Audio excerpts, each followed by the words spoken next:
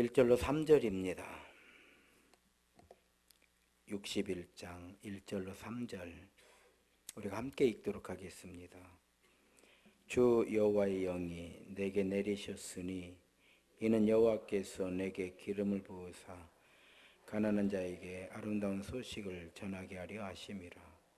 나를 보내사 마음이 상한 자를 고치며 포로된 자에게 자유를, 갇힌 자에게 노임을 선포하며 여호와의 은혜의 해와 우리 하나님의 보복의 날을 선포하여 모든 슬픈 자를 위로하되 무릇 시온에서 슬퍼하는 자에게 화관을 주어 그 죄를 대신하며 기쁨의 그름으로 그 슬픔을 대신하며 찬송의 옷으로 그 근심을 대신하시고 그들이 의의 나무 곧 여호와께서 심으신 그 영광을 나타낼 자라 일컬음을 받게 하려 하심이라. 아멘. 할렐루야. 서로 인사합시다. 주의 이름으로 사랑합니다. 은혜를 충만하게 받읍시다. 행복한 예배입니다. 할렐루야. 이사야라고 하는 이름은 여호와는 구원이시다 이런 뜻이에요.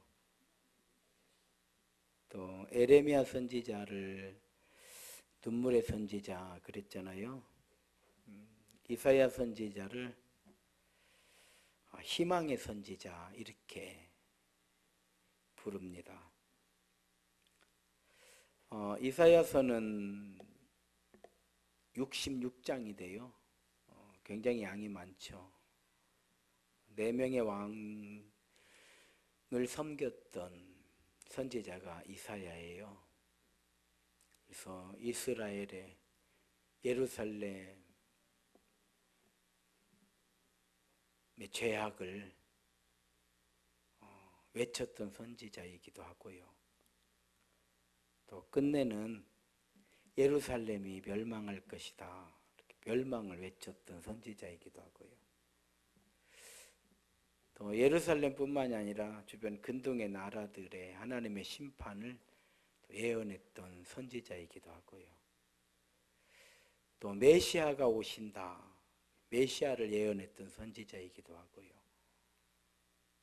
그뿐만 아니라 하나님께서 우리에게 믿음의 그 희망의 그 날을 주신다.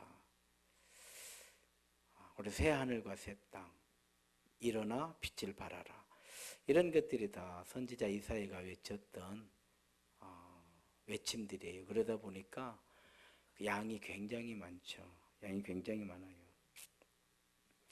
이사야서는 우리가 들었던 주옥 같은 말씀들이 굉장히 많이 기록이 되어 있어요. 저는 어제 이렇게 소파에 앉아 있다가 졸리는 거예요. 그래서 소파에서 잠깐 이렇게 자다가 이제 방에 가서 자야 되겠다 하고 일어나는 순간 잠이 깨버려가지고 그때부터 잠이 안 오는 거예요. 그래서 오늘 이사야 설교를 하려고 밤새도록 이사야서를 읽었어요. 저는 이제 하도 이렇게 성경을 많이 보니까요 좀 빨리 읽어요. 그래서 1장에서 66장까지 한 권 전체를 이렇게 쭉 읽어보면서 이렇게 좀 적어봤습니다. 주옥 같은 말씀들이 참 많아요. 대표적으로 하나님께서 내가 누구를 보낼까 이렇게 말씀하실 때 이사야가 대답을 하죠. 주여 내가 여기 있나이다. 나를 보내주십시오. 이게 이사야 선지자의 말씀이죠.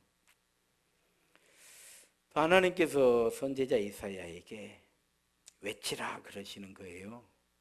그러니까 이사야가 묻죠. 무엇을 외치리이까? 그랬더니 풀은 마르고 꽃은 시드나 여호와의 말씀은 영원히 서리라. 이거 외쳐라. 이렇게 말씀을 해주셨습니다. 그런가 하면 또 그렇죠. 예수님에 관한 말씀도 많이 해주셨죠. 내가 너희에게 징조를 보일 것이다. 보라, 처녀가 잉태하여 아들을 낳으리니 그 이름을 임마누엘이라 하리라. 선지자 이사야가 외쳤던 거예요. 그가 찔림은 우리 허물을 인하며 그가 상함은 우리의 죄악을 인함이라. 그가 징계를 받음으로 우리가 나음을 입었고 그가 채찍에 맞음으로 우리가 고침을 받았느니라. 이것도 이사야 선지자가 외쳤던 거예요. 우리는 다 양 같아서 그릇 행하여 각기 제 길로 갔거늘 여호와께서는 그에게 메시아죠. 우리의 죄악의 짐을 담당케 하셨느니라. 이 이사야 선지자가 외쳤던 말씀이죠. 소년이라도 넘어지고 장정이라도 자빠지되 오직 여호와를 앙망하는 자에게는 새 힘을 주시리니 독수리가 날개치며 올라간 것 같을 것이요 걸어가도 피곤하지 아니하고 달려가도 곤비하지 아니하리로다. 다 이사야 선지자가 외쳤던 말씀이고요. 특히 메시아에 관한 말씀을 많이 예언을 해놨기 때문에 신약 성경에서도 가장 많이 인용됐던 성경이 이사야예요. 이사야. 오늘 본문은 내가 누구를 보낼까? 그랬더니 이사야가 주여 내가 여기 있나이다. 나를 보내소서. 그런데 왜 하나님께서는 이사야를 뭘 전하라고 보내시는가? 누구에게 전하라고 보내시는가? 사역의 목적이 오늘 여기에 기록이 되어 있어요. 그것이 뭐냐면 주의 영이 내게 임하였으니, 오늘 이사야 61장 1절에 보게 되면 주 여호와의 영이 내게 내리셨으니 이는, 자, 하나님께서 이사야에게 주의 영을 내려주셨어요. 이는, 그 이유는 여호와께서 내게 기름을 부으사, 그래서 기름을 부었다라고 하는 것은 하나님의 종이 되었다. 하나님께서 종으로 인치셨다. 하나님의 종으로 삼아주셨다. 이런 뜻이죠. 기름을 부으사 가난한 자에게 아름다운 소식을 전하게 하려 하심이라. 그래서 이사야 선지자는 희망의 선지자예요. 가난한 자에게 아름다운 소식, 이 아름다운 소식의 다른 말이 복음이거든요. 복음. 아름다운 소식을 전하게 하려 함이라. 아름다운 소식이 어떤 것인가 그 대략 나오죠. 거기에 보게 되면은 마음이 상한 자를 고치시며, 아름다운 소식이죠. 우리가 병들었을 때 어느 병원 가면 그 의사 만나면 이런 것들은 금방 고칩니다. 병든 사람에게 이 이상 더 복된 소식이 어디가 있겠어요? 어떤 약초를 달여 먹으면 그런 거는 병도 아니다. 이보다 더 복된 소식이 어디가 있겠어요? 그렇잖아요. 포로된 자에게 자유를, 갇혀있는 사람이 자유를 얻는 것보다 더 복된 소식이 어디가 있겠어요?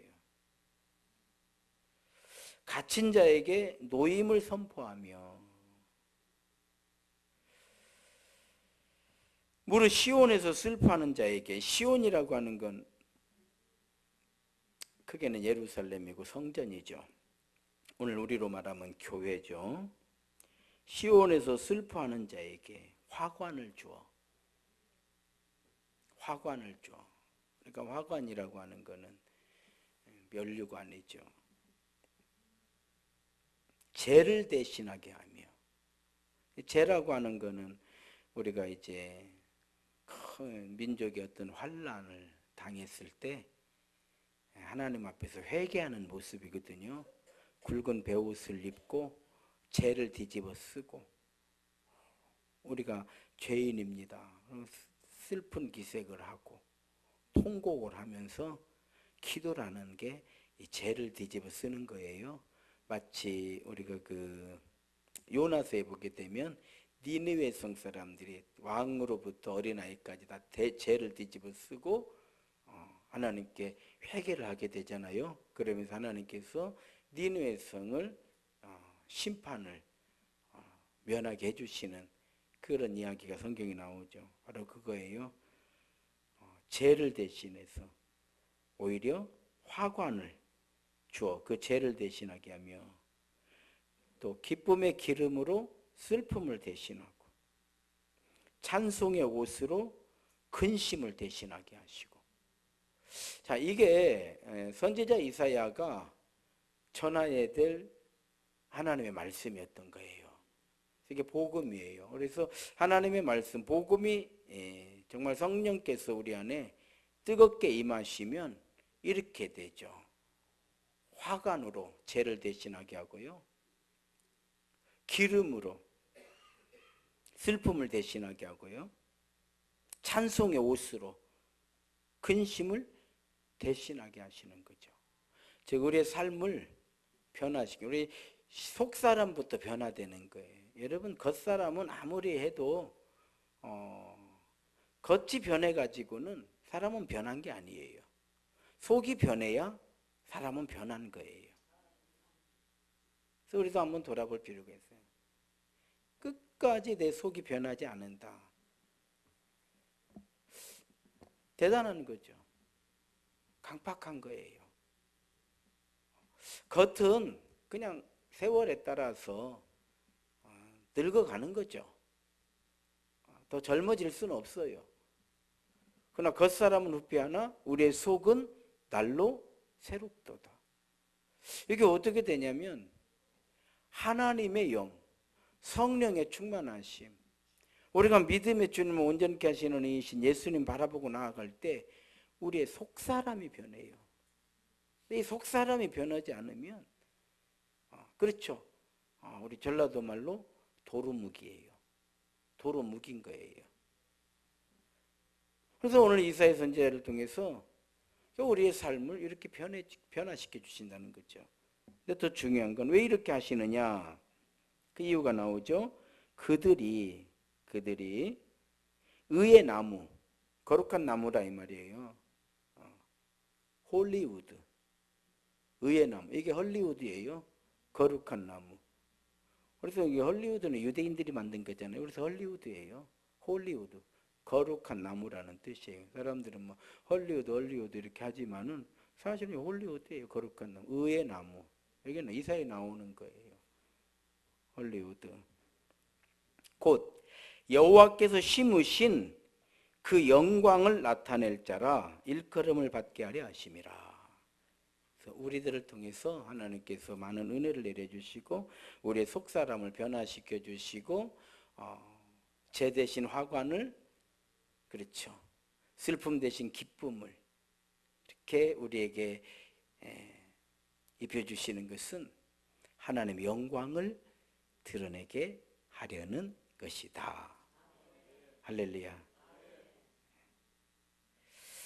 그런데 이 복음은 가난한 자에게 전해진다는 거예요. 가난한 자에게.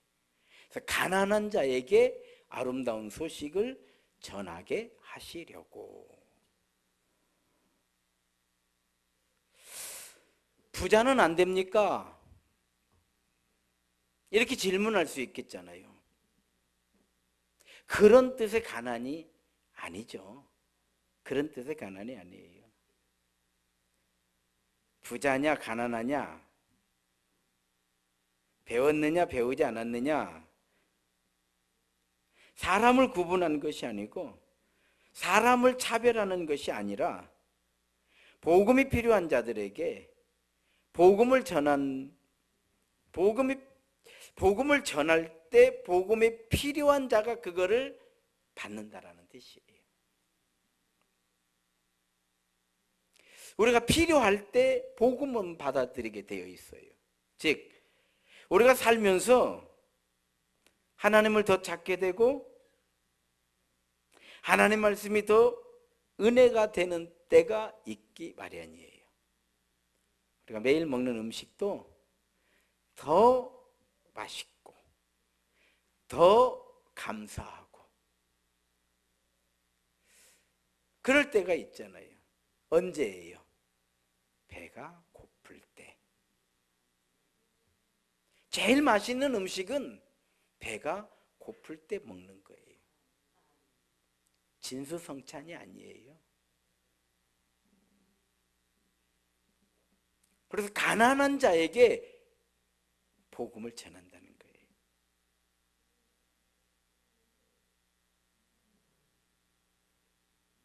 이거의 다른 말은 복음은 다 전해요. 누구에게나. 그런데 그 말씀이 필요한 자가 받아가더라 이 말이에요. 누가 필요하냐? 가난한 자예요. 예수님께서 천국 복음을 전하실 때에 이제 공생애가 시작되시면서 팔복에 관한 말씀을 하시는 거예요. 산에 오르셔서 말씀으로 가르쳐 가라사대. 1번이 뭐예요? 심령이 가난한 자는 천국이 그들의 것이라는 거예요. 가난한 자가 복음을 받아들인다는 거예요. 심령이 가난한 자가 예수님의 말씀을 아멘으로 받으라는 거예요. 그래서 하나님의 말씀이 그 심령에 임할 때 천국이 그들의 것이에요. 그래서 제 첫 번째 복이 심령이 가난한 자는, 자, 오늘 이사야 말씀, 가난한 자에게 아름다운 소식을 전하라고 하나님 나를 부르셨다는 거예요. 생각해 보십시오. 가난이라고 하는 거는 필요하다는 거예요. 배가 고픈 건 속이 가난한 거예요. 없으니까. 그러니까 어때요? 막 뭘 먹으려고 하는 거죠. 배고플 때에 이렇게 길에 지나가다가 음식점에서 음식 냄새가 나면요, 그렇게, 다른 때는 그렇게까지 아니었는데 왜 이렇게 맛있는 냄새가 나는지.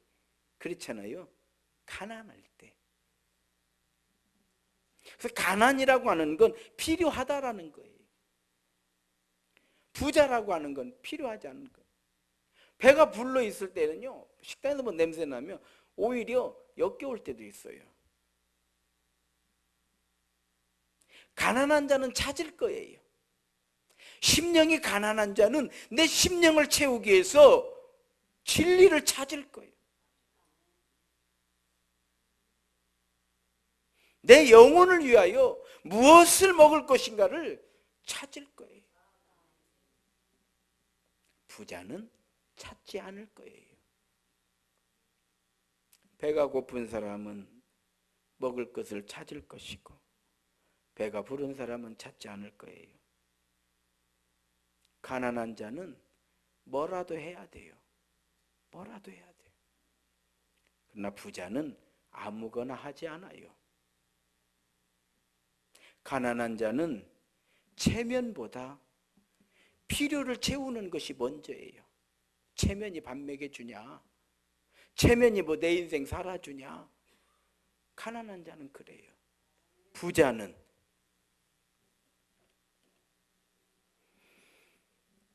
체면이 먼저예요. 필요한 것보다요, 내 체면이 먼저예요. 그래서 부자의 자존심을 건드리면 난리 나는 것이요. 체면이 먼저니까. 가난한 자는 내 자존심은 별거 아니에요. 부자는 자존심이 제일 중요해. 가난한 자는 뭐든 감사할 거예요. 가난한 사람에게 10만 원만 보내줘도 얼마나 감사하는지 몰라요. 부자에게 100만 원 주면요, 기분 나쁘라 해요. 나 왜 이런 걸 나한테 주는데? 기분 나쁘라 해요. 가난한 자는 기다릴 거예요. 때를 기다리는 거예요.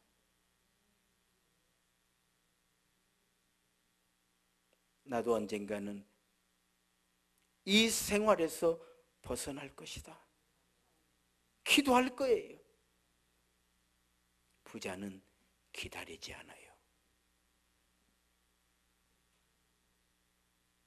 그래서 예수님께서는 심령이 가난한 자가 복이 있다라고 하신 거예요. 천국이 그들의 것이요. 같은 농사를 지어도 옥토에서 농사를 짓는 자는 복이 있는 거예요.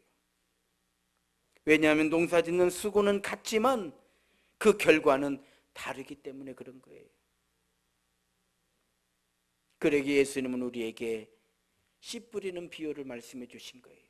우리의 심령의 상태, 돌밭과 같이 강팍할 때에는 어떤 것도 통하지 않아요. 길가와 같이 강팍한 마음에는 어떤 것도 통하지 않아요. 우리 신앙생활 하면서요, 본의 아니게 여러 상황과 사정에 따라서 강팍해질 때 있잖아요. 백약이 무효예요. 돌밭과 같으면 끝내 뿌리 내리지 못해요. 믿음의 뿌리 내리지 못해. 가시덤불로 가득 쌓여져 있으면 결국 열매를 못 맺어. 예수님 말씀해 주신 거예요. 이게 우리의 심령을 말씀해 주신 거예요. 심령이 가난한 자는 복이 있나니 천국이 그들의 것이라. 내가 누구를 보낼까? 주여, 내가 여기 있습니다. 나를 보내주십시오. 무엇을 하리까? 가난한 자에게 아름다운 소식을 전하거라. 왜 가난한 자입니까? 가난한 자만이 그걸 받는 거예요.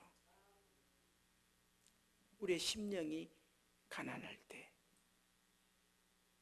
하나님의 말씀은 우리에게 생명이 되고 새 힘이 되고 은혜가 되고 희망이 되고 소망이 되고 능력이 되는 거예요. 그래서 옥토에 떨어진 씨앗만이 열매를 거두는 것이다. 오늘 말씀의 결론이에요. 2010년도에 프랑스의 유명한 모델 이사벨 카로라고 하는 여자가 일본에서 일을 하고 프랑스로 돌아가자마자 죽어버렸어요. 그의 나이 28세예요. 13살 때부터 모델 일을 했답니다. 모델들에게는 그런 강박관념이 있대요. 살이 찌면 안 된다라는. 살이 찌면 안 된다. 그래서 살이 찌면 퇴출당하는 거예요. 살을 안 찌려면 어떻게 해야 돼? 먹지를 말아야 돼요. 입맛 땡기는 대로 먹으면 살은 찌게 되어 있어요. 살이 찐다는 건 건강하다라는 뜻이에요. 건강하니까 살이 찌는 거예요. 물론 비만하고는 좀 다른 개념이겠지만은 아무리 먹어도 살이 안 찐다. 물론 또 그 체중 또 건강하게 유지하는 분들도 있지만 일반적으로는 많이 먹으면 살이 찌는 게 정상인 건 맞죠. 그러니까 음식을 생각 속에 먹으면 안 돼, 먹으면 안 돼, 먹지 말아야 돼. 막 이걸 주입을 시키는 거예요, 뇌에. 가지고 먹었다가도 토해내버리는 거예요. 살 빼려면 그렇게 해야 돼요. 혹시 여러분 살 빼시기 좀 먹었다가요, 칫솔로 이빨을 깊이 닦으면 싹 토해버립니다. 그럼 내가 먹은 건 맛은 느끼고, 먹은 건 다 토했으니까 살은 안 찌고, 저도 너무 많이 먹었을 때는 한 번씩 토해내버려요. 해볼 만해요. 괜찮아요. 너무 뭐 이렇게 먹은 거에 대해서 너무나 집착하지 마시고 토해내버리고. 그러다 보니까요, 병이 든 거예요. 거식증 들어보셨잖아요. 나중에는 음식을 못 먹어요. 먹어도 토해버려요. 그러면서 해싹말라. 그 여자가 죽었을 때에 지금도 인터넷 한번 쳐보십시오. 거식증 이렇게 쳐보면 그렇죠. 그 이사벨 카로라는 여자의 사진이 나와요. 내가 보여주고 싶었는데 못 보여주겠더라고. 왜냐면은 그냥 그 저를 나를 찍어놨어요. 이렇게 보면은 거지가 따로 없어요. 이디오피아에서 못 먹어가지고 뼈만 남은 그 아이들 그런 사진 해가지고 유니세프 같은 데서 도와주십시오 이렇게 하잖아요. 딱 그 사진이더라고요. 음식이 지천에 널려 있어요. 없어서가 아니라 지천에 널려 있는데 먹을 수가 없어요. 강마르고 영양실조로 결국 뼈만 앙상한 채 28살에 죽어버렸어요. 무서운 병이에요. 이 여자의 죽음을 통해서요, 프랑스에서는 몇 키, 몇 센치에 몇 킬로 이상이 안 되면 모델 설 수 없다고 하는 법을 만들어 버렸어. 더 이상 이렇게 깡마른 여자들은 모델이 될 수 없다. 법으로. 예를 들어 키가 170kg, 170이다. 그럼 뭐 45kg, 50kg 최소한 이 키로수가 안 나가면 모델 못 되는 거예요. 법으로 만들어져 버렸어요. 상업주의가 지나치게 깡마른 것을 요구하는 것에 이것도 인권 탄압이거든요. 법을 만들어 버렸습니다. 왜 이 말씀을 드리느냐? 지금 우리 시대는 심령이 가난하지 않은 것이 문제예요. 많이 채워서가 아니고 채울 수가 없어요. 아무리 많은 말씀을 외쳐도 먹어지지 않아요. 이게 문제예요. 부흥회를 하고 기도회를 하고 설교를 외치고 아무리 외쳐도 우린 부자야.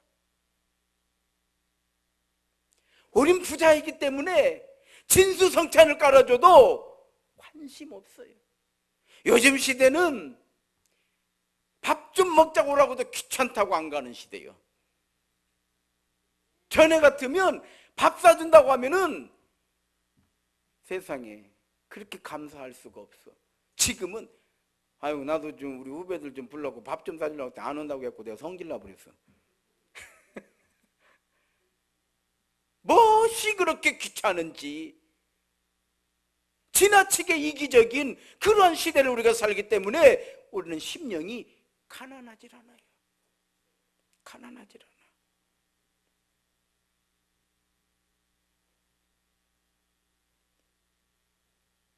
영양이 많아서 먹지 못하는 것이 아니고 말씀에 거식증이 들려있는 거예요. 그렇게 말씀이 많아도 외쳐도 지금 딴 데가 있어. 생각은 저는 이렇게 외치잖아요. 저는 이렇게 외치는데 지금 여러분 가운데서도 이미 지금 딴 나라 가 있어. 다른 생각하고 있어요. 전혀 관심 없어요. 설교자 혼자 관심 있어. 설교자 혼자 흥분하고 있는 거예요. 설교자 혼자 떠드는 거예요. 그래서 이사야는 61장에 와가지고, 자 1장부터 66장이 이사야의 마지막인데 결론 부분에 와가지고 이야기를 하는 거예요. 가난한 자에게 아름다운 소식을 전하라고. 저는 설교 그렇게 해요. 한 사람이라도 듣겠지. 한 사람이라도 이 말씀 듣겠지. 옥토에 떨어진 씨앗만이 자라고 열매를 맺어요.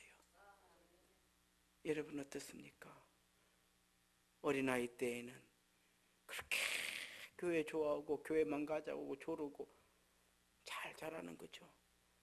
그런데 중학생만 되면 이제부터 시들기 시작해요. 고등학생 되면 이제 이미 다 시들어 버렸어. 열매를 거둘 수가 없어요. 이게 씨 뿌리는 비유예요. 이게 씨 뿌리는 비유예요.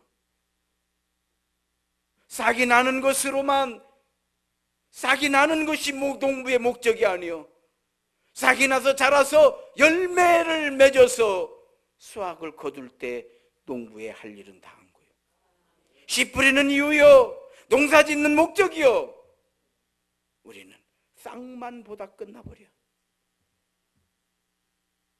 뿌리를 좀 내리는가 하면 재리의 유혹, 염려, 욕심, 세속, 이런 것들이 끝내 사도행전 1장 8절에 너에게 성령이 임하시면 권능을 받는다고 그랬어요. 그러면 나의 증인이 된다고 하셨습니다.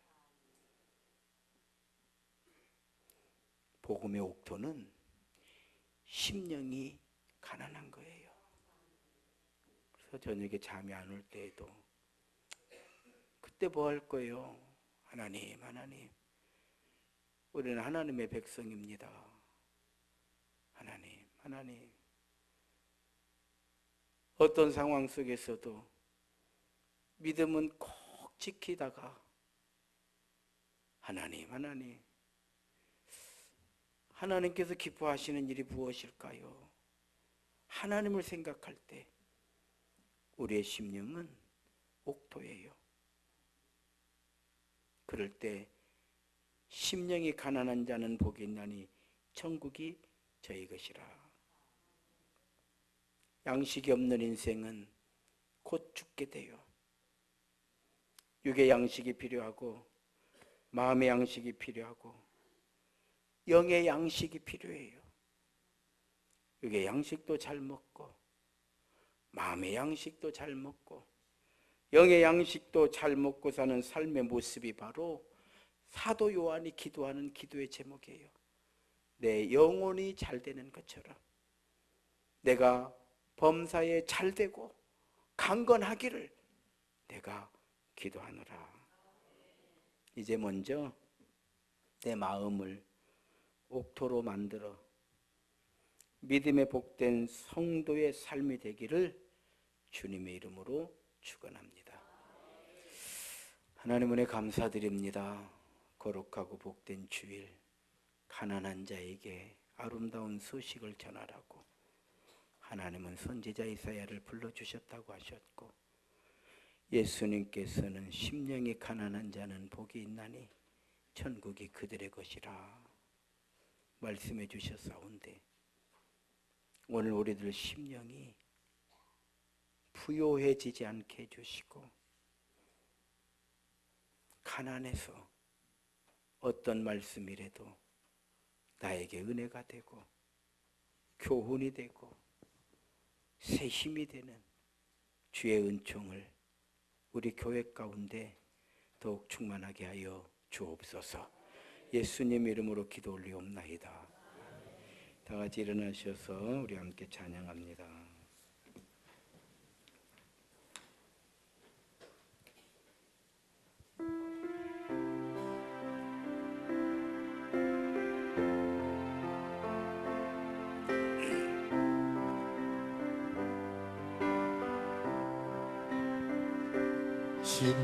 심령이 가난한 자는 천국이 저희 것이요,